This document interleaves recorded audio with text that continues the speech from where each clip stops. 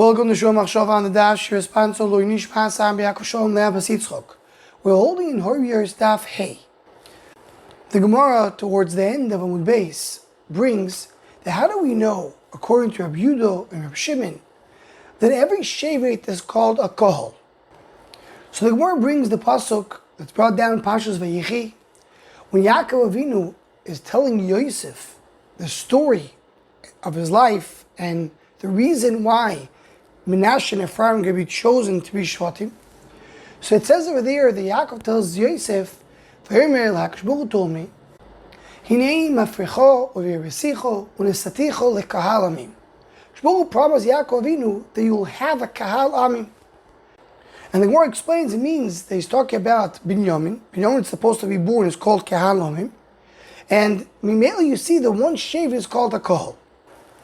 So the Taisis and Taisa Rosh ask, why is the Gemara bringing the Passuk and Pashas Vayichi, which is when Yaakov Avinu is telling over the story to Yosef?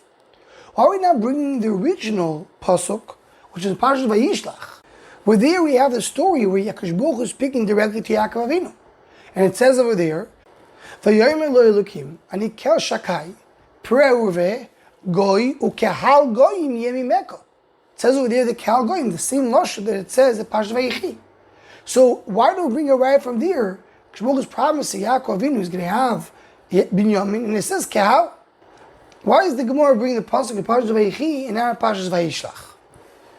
So the Netziv and the Merei Misade and other Acharonim answer based on what Rashi explains in both Psukim, in Pashas Vayishlach and Pashas Vayichi, which really the Teisa Rosh already quotes over here in the Sugya.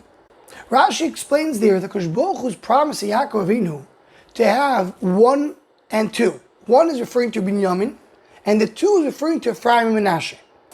So in Pashas Vayishlach, it says Goy ukehal Goyim.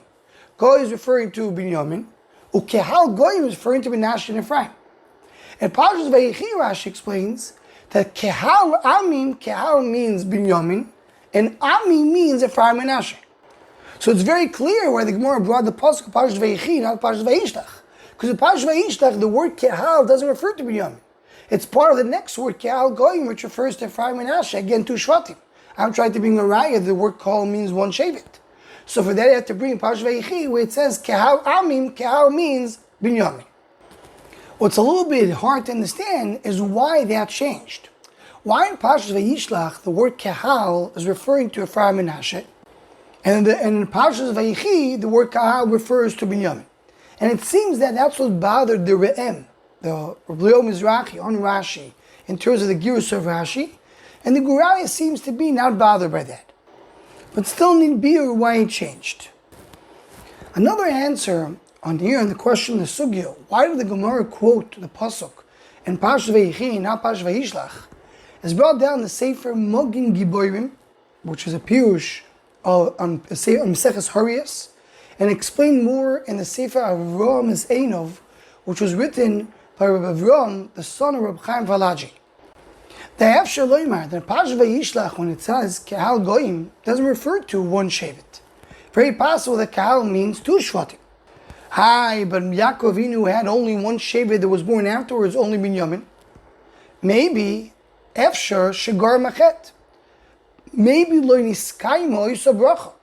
Meaning Kadosh Baruch Hu promised Yaakov Avinu to have a few Shvatim born later, but only Binyamin was born afterwards. There is a concept of Shema Gar Machet. Maybe Yaakov Avinu was supposed to have more, but he was not zoichet to it. But once Yaakov goes and tells Yosef a tzaddik, he tells him, Kadosh Baruch Hu promised me Kahal Amim, so much, but the fact Yaakov tells it to Yosef, it means that this bracha was miskayim. And our Avraham Valaji over here adds that once a Novi says the Nevuah has more kiyum. It's similar to what's brought down in the Ramban, in Bereshit Perek Beis, that when you have Salas Haftacha V'Akadosh Baruch Hu, it may not be miskayim.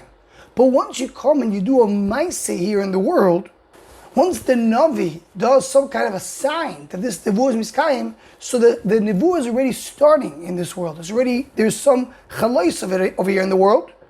When it's already coming out of the poyal, so then the nevuah is miskayim. This is how the Maharal explains the idea of the simonim that we have in Rosh Hashanah. Why do we make a simon Rosh Hashanah?